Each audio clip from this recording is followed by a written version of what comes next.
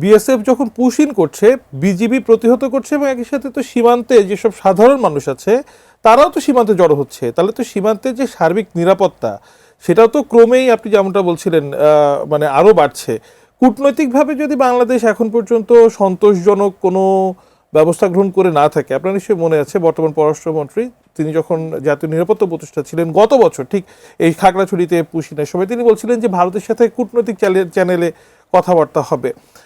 তাহলে কি গত 3 মাসে আপনি তাকে এই পররাষ্ট্রমন্ত্রীকে এই ক্ষেত্রে কাজ করতে দেখেননি, বা আপনি কি দেখুন, কাজ হলে আমাদের তো যিনি পররাষ্ট্রমন্ত্রী উনি খুবই প্রশংসিত, এখন উনি সাধারণ পরিষদের নির্বাচিত হয়েছেন, কিন্তু আমাদের যেটা জরুরি প্রশ্ন, আমাদের দুই সীমান্তেই দু ধরনের জরুরি বিষয় আছে। ওইদিকে রোহিঙ্গাদের বিষয় আছে।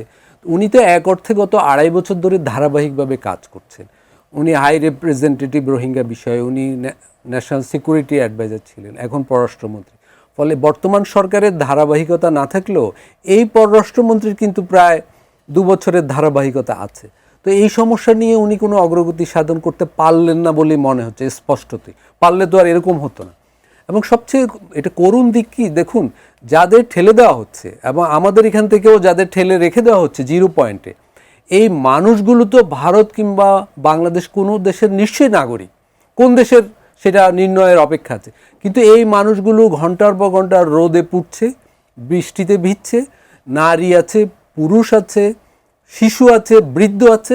এটা তো এক মানে আমি বলবো একটা অমানবিক পরিস্থিতি। আমরা যখন এই আলোচনা করছি তখনও আমি জানি যে ন্যূনতম 10 জন টানা 36 ঘন্টা ধরে শূন্য রেখা অবস্থান করছে, এবং এর মধ্যে তো বৃষ্টি হচ্ছে, এর মধ্যে রোদ উঠেছে, এর মধ্যে রাত দিন এসেছে। তো এই মানুষগুলোর প্রতি যে এই যে অবিচার করছে এই দুই দেশ, তারা প্রতিবেশী, তাদের প্রতিবেশী থাকতে হবে, প্রতিবেশীকে বদলানো যাবে না। তাদের উভয় দেশের ভিতর মন্ত্রী পর্যায়ে সফর বিনিময় হচ্ছে, রাষ্ট্রদূত পর্যায়ে আলোচনা হচ্ছে। ভারতের রাষ্ট্রদূত আমাদের প্রধানমন্ত্রীর সাথে গত 3 মাসে অন্তত কয়েকবার দেখা করেছেন।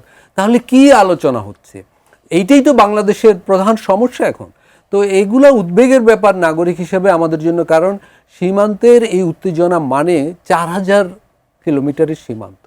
সীমান্তে যখন দুই দেশের রক্ষীরা মুখোমুখি, তার মানে সীমান্তের কয়েক কিলোমিটারের মধ্যে সমাজ আর স্বাভাবিক অবস্থায় নেই, চলাচল আর স্বাভাবিক অবস্থায় নেই। এটা তো মহা উদ্বেগের ব্যাপার। দুর্ভাগ্যের ব্যাপার কি, ঢাকার রাজনীতিবিদ আর দিল্লির রাজনীতিবিদদের ব্যর্থতা এটা হচ্ছে, কিন্তু সীমান্তবর্তী মানুষরা, এই প্রান্তিক মানুষরা তার ভুক্তভোগী হচ্ছে। এইটা আমাদের দুর্ভাগ্যের ব্যাপার যে দুই প্রতিবেশী এত বছর একসাথে থেকেও এই ধরনের সমস্যা একটা নীতিগত অবস্থান ডেভেলপ করতে পারলো না। তারা আলাপ করছে কিন্তু এটার কোনো সমাধান আসতে পারছে না। এটা তো সমাধান হতে হবে, কারণ আসামে প্রায় 19 লাখ লোক এবং পশ্চিমবঙ্গে SIR এর মাধ্যমে প্রায় 30 লাখ লোক এইভাবে ওরা প্রস্তুত রেখেছে। তাহলে বাংলাদেশকে তো সক্রিয়ভাবে অগ্রাধিকার ভিত্তিতে এইটা আগে ভারতের সাথে আলাপ করতে হবে।